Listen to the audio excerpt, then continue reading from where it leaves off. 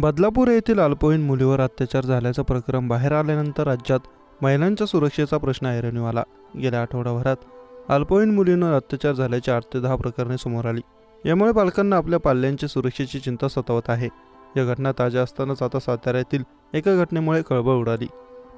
साताऱ्यातील एका अल्पवयीन मुलीने तरुणाच्या जाचाला कंटाळून आपलं जीवन संपवलं। यानंतर पोलिसांनी तत्काळ संशयित आरोपीला अटक केली आहे।